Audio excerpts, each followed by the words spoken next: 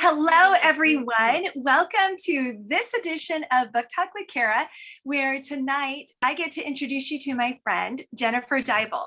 Now, Jennifer is a middle school teacher who has 3 kids at home, lives in Arizona, but the reason we're talking to her today is because she has 2 novels out, the most recent of which, The Lady of Galway Manor, came out in February. And it is right here. Whoops, on my hot little Kindle. And I can't wait to talk with you and Jennifer about this. So, Jennifer, would you like to tell us anything else about yourself as we get started? Hi guys, I'm Jen.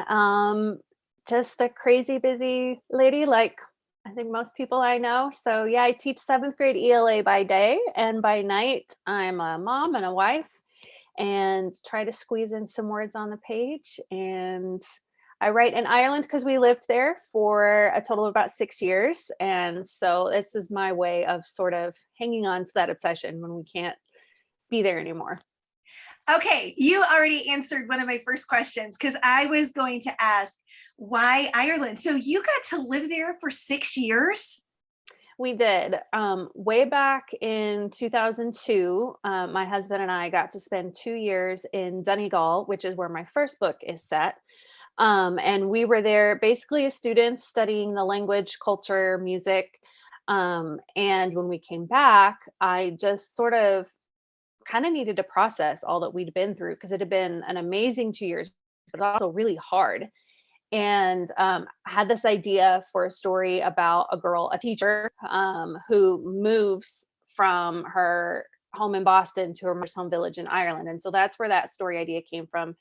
And then a few years after we moved back to the US, we came back, my husband got his master's degree, and then we ended up moving to Ireland and we lived for just over 4 years, about 30 minutes outside of Galway City.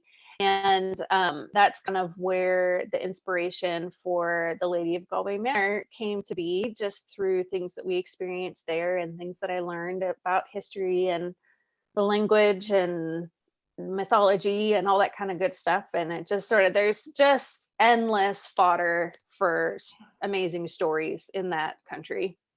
Well, and Irene agrees with me that it is so cool that you got to do that. That's one of my dreams. I've gotten to do summers abroad through study abroad, but I've never gotten to live somewhere for more than 4 to 8 weeks. So what Mm. was the impetus behind it? Were you getting your master's or were you both, because you were there for 2 years? So that makes me think like a master's length of time.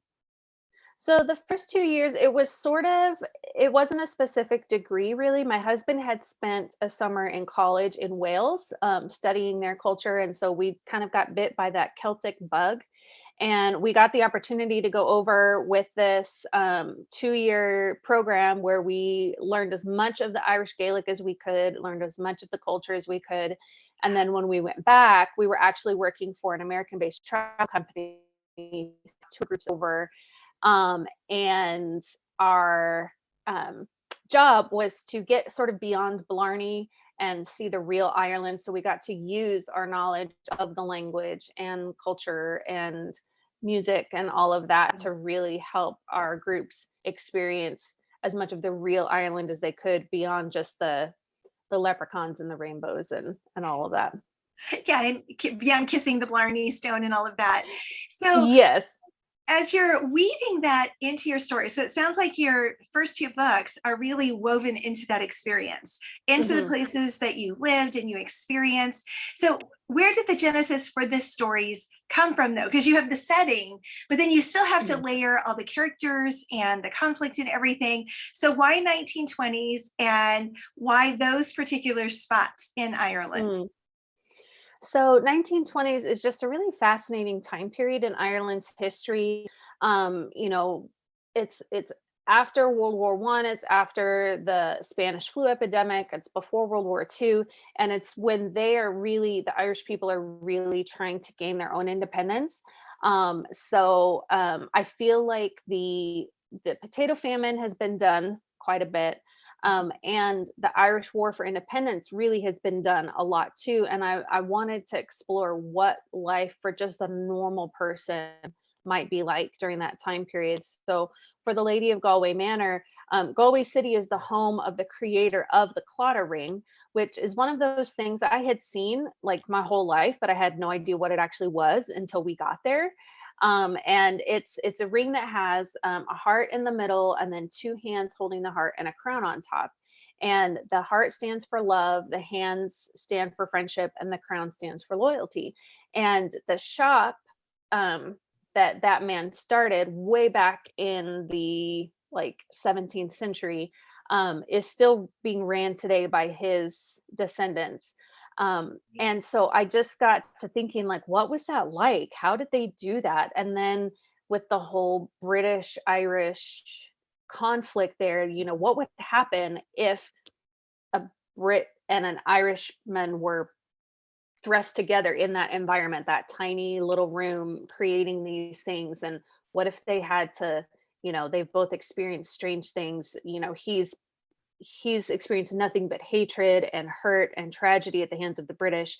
And she's been taught that the Irish are basically subhuman and they're uncultured swine and they need to be shown God's ways. So she comes there thinking she's like literally God's gift to Ireland. And she gets there and she realizes there's just immense beauty and culture and creativity and art and music. And she's just floored by it all. And so she has to sort of wrestle with what she's held as a belief her whole life and reconcile that with what she's experiencing. And so which is a lot of kind of what we went through, when we first moved to Ireland. People are like, are you gonna have to grow your own food? Do they have electricity? And we're like, Ireland is the largest software exporter in the world, but I think we sort of have the quiet man, quaint little thatched cottage image in our minds. And so it was sort of a lot of the same kind of deconstruction that we had to go through, just a little more volatile of a setting. Yeah, well, and I think that's so interesting because it doesn't matter where we go. We could be going across the street to another neighborhood. We could be going across our state, across our country, or, last week I was back in Germany, and even though I've been there before, you're still always discovering new things and experiencing new things.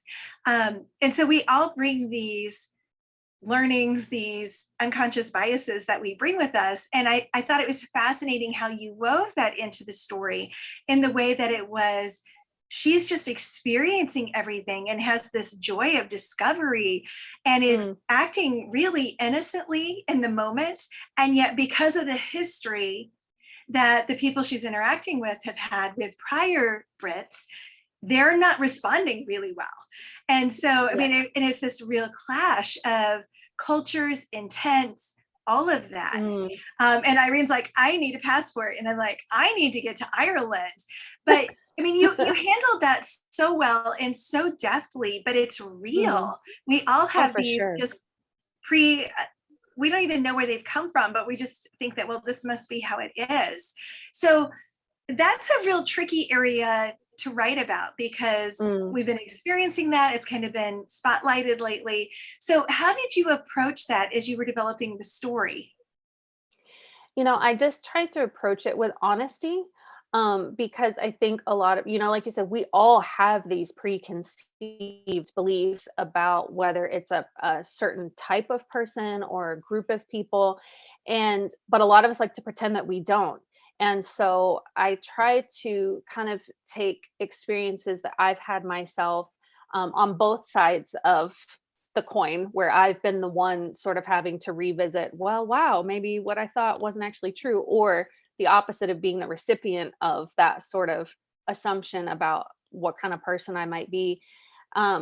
And really, it also, I think, reflects how we interact with God at the same time, because a lot of us bring this preconceived notion of who God is or who he isn't. And so it can be really hard for us to find that intimate connection with him because we're assuming when he says this, that he actually really means this, or he's really dictating, or he's being angry, when that might not actually be the case. And so I wanted to honor that journey, because it's one that if we're allowing ourselves to grow and mature and be healthy in all walks of our life, it's a process that we all go through. So I wanted to just approach it that way and prayerfully, Yeah. and sometimes I just find that the story sort of writes itself in that way. I didn't set out at the beginning like this is going to be my social justice book or anything like that. It just was that's what the characters were experiencing. So I'm hopeful that it came across authentic and honest and respectful. Yeah. Well, and I think it really has. And I think that's what you were talking about a moment ago is actually one of those keys. As storytellers, we have to go where the story's going instead of Hmm. shoehorning in a message or a teaching that we want readers to get. Instead, going, no, this is who the characters are. This is what was happening at that time or in that location, and then letting it organically grow in the story. So one Yes. of the things as I was thinking about your book and what you're doing in it is, and you have this ring, like you mentioned, where it's the two hands, the heart, the crown, and we've probably all seen it before. We probably know it's Irish, but did you actually get to make one of the rings? Because you've got scenes where they're actually engaged in the act of creating the jewelry. Mm. Sadly, I did not get to make one, but just the next village over from where we lived, there was a little, they called it a craft village. There was a cafe and there was a ceramics maker and a like a music shop and a all these different little sort of handicraft kind of things. And there was a jewelry maker there. And he made his own Claddagh ring. So I picked his brain a little bit. I got to talk with him about his process and what he uses. And then it was just a lot of good old research on how did they do this back then. And yeah, so that would have been amazing. I wish I could have done that, but sadly no. So as you're as you're describing it in the book, it's like they Mm, make the mold. They like hand hmm. sketch the mold in Hmm. wax and then they melt over it. And I'm fascinated by Yes. that. Yeah, yeah, it was really kind of a really complex process for such a rudimentary time because the man who created he created it in the 16th or 17th century. So they would create the design in wax and they would press it into a clay mold and they would heat that, and as they heated it the clay would dry and the wax would melt out leaving the cast that you could then pour the molten metal into the clay cast, and then you could break the clay away once it was dried and cooled and everything to have your finished ring. It was unreal. And I tried to find videos because I thought, well, maybe somebody's like revived this ancient Yeah. practice. That would be so amazing to watch. But alas, maybe that should be my next undertaking. There you go. Because as I was reading it, I'm like, each ring is individually made if that's the way Hmm. they're doing it. If they're literally Hmm. breaking the clay off of the finished ring. Hmm. Yeah. And I'm I sure now, it's a whole different process. They've got it automated and all of that. But back in the day, it was very intricate, very painstaking um, yeah. process to go through. That's crazy. I read the scene. I'm like, I can't have read this right. And then I read it again. I'm like, oh my gosh, that's actually how you're describing it, which was Yep. amazing. So Yeah. people want to know what was your road to publication? Because you were in Ireland in 2002 when you got Hmm. the idea and you started experiencing Ireland, like in your first book, Dance of Donegal. But there's a gap there of A 18ish big one. years. So yeah, so what was your journey? So when I first started writing down the story, I think it was in 2004. I was expecting our first baby. We had just moved back to the States. I was in all sorts of reverse culture shock and I just needed to process this. And I came up, this story idea hit me. So I started writing, and I'd always been a writer as a child. I was always writing stories or writing in my diary. And so that wasn't anything new.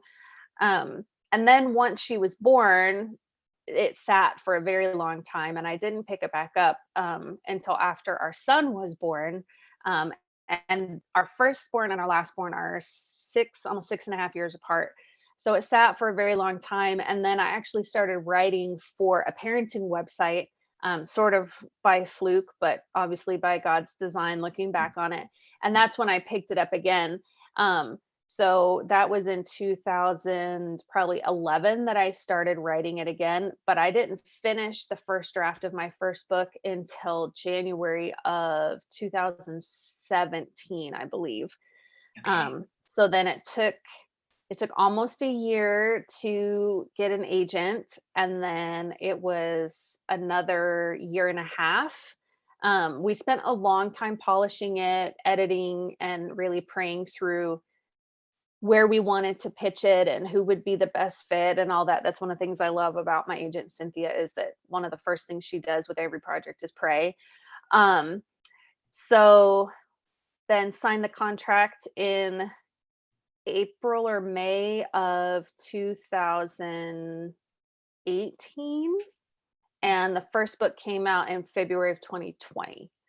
Yeah. So lots of waiting, lots of rejections along the way, and yeah, sometimes I still can't believe I'm actually here. So it's been, they have NaNoWriMo, and that book was my NaNoWriDecade book. It took a long time. Yeah. Well, and NaNoWriMo is where, I like to get jump started again sometimes, because Hmm. I teach different levels, but it's the same type of calendar year where there's Yes, just kind of a cycle to it. And so sometimes you need that little oomph to get going again. And I for sure. actually need one to start like tomorrow.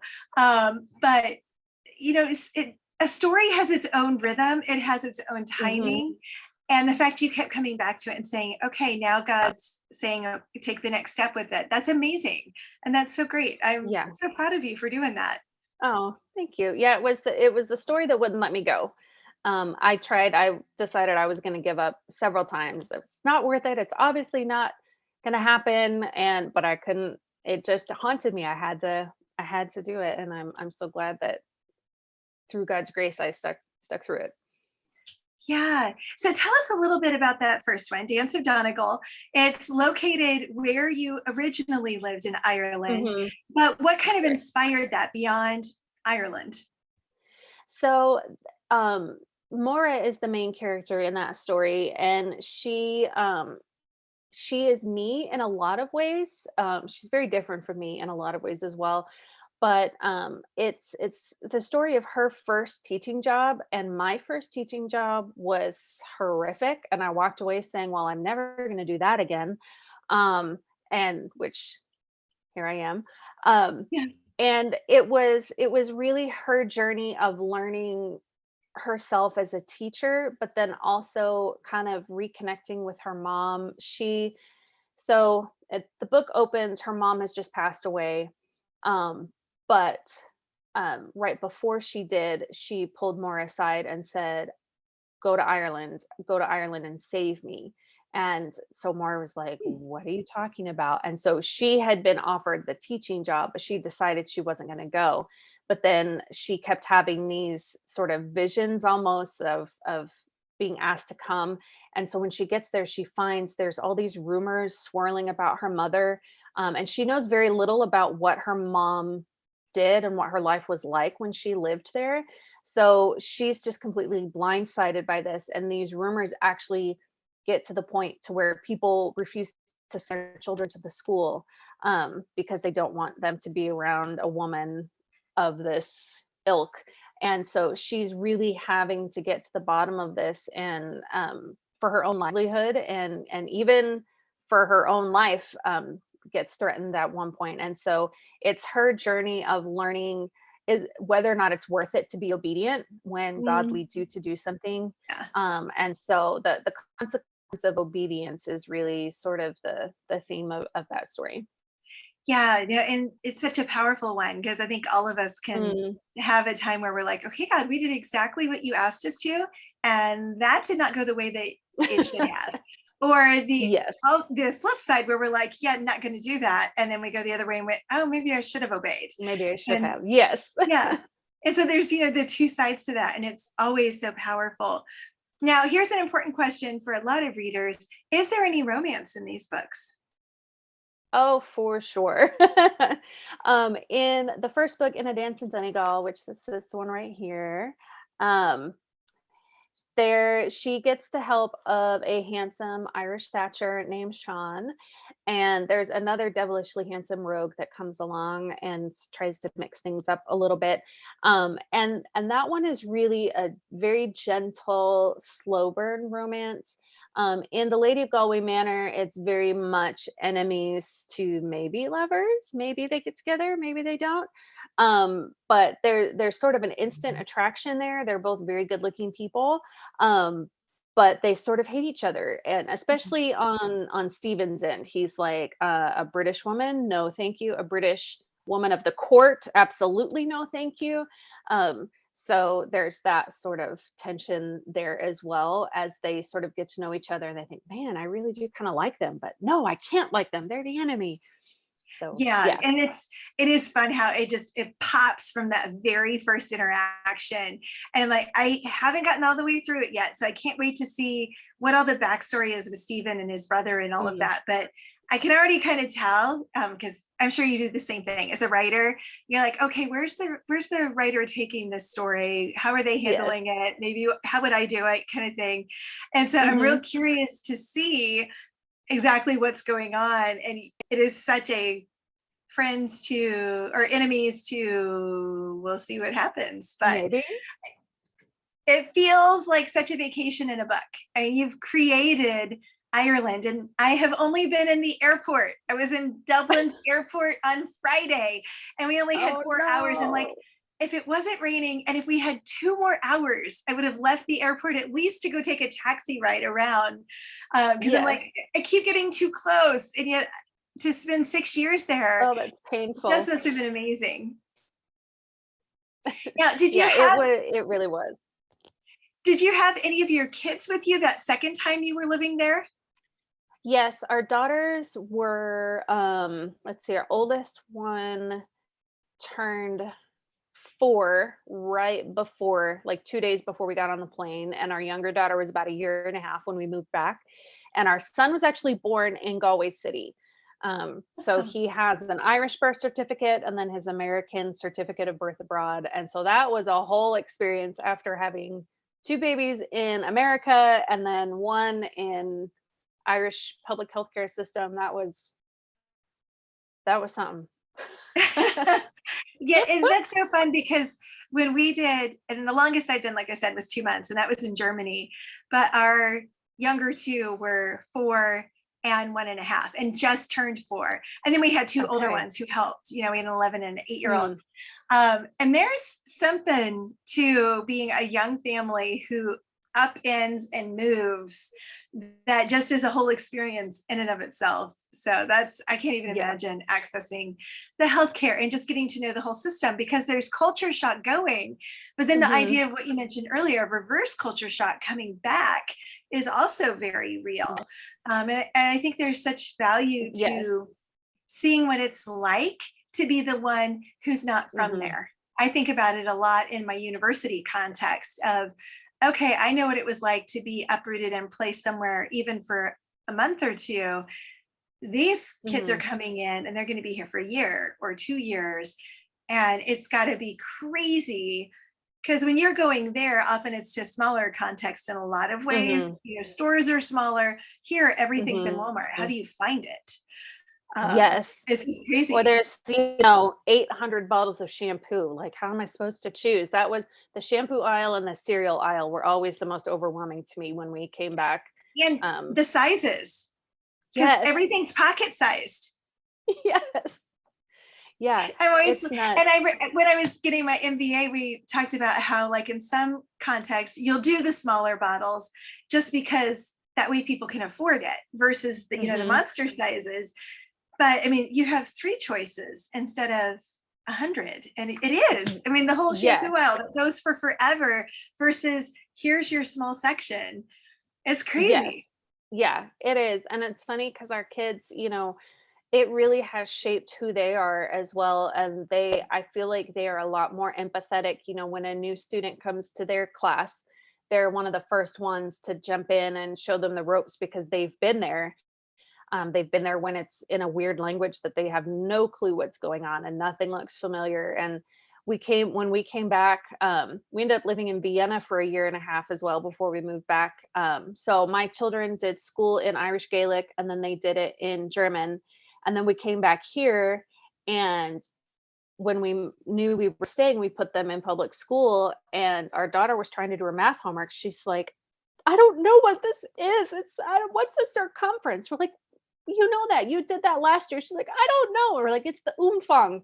And she's like, oh, well, that's easy. And I realized our children had never done math in English. You know, Yeah, it's just these weird things. And so it's definitely shaped all of our worldviews, and I'm grateful for that.